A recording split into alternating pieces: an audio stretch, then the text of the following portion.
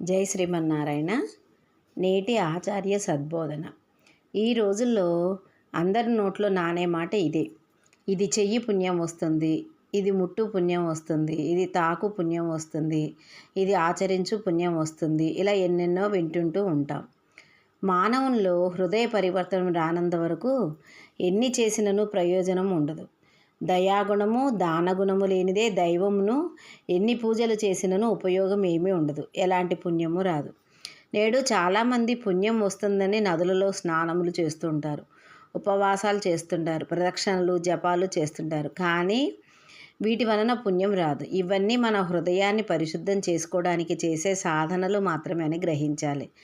నదులలో స్నానం చేస్తే పాపం పోయి పుణ్యం వస్తుందనుకుంటే చేపల కంటే పుణ్యాత్ములు ఈ సృష్టిలోనే ఉండవు.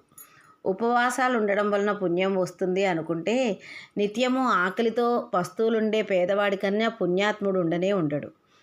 ఈరోజు అత్యాశ సోమరతనం వలన ఇట్టి భ్రమకు లోనగుచున్నాము. ఇవన్నీ చేయకూడదు అని కాదు, చెయ్యాలి. కానీ అంతటితో ఆగిపోకుండా ఆత్మతత్వమును అర్థం చేసుకొని హృదయమును పరిశుద్ధం చేసుకొని పరమాత్మను అంతరాత్మలో ఆరాధించుకోవాలి. అప్పుడే ఇవన్నీ ఫలిస్తాయి.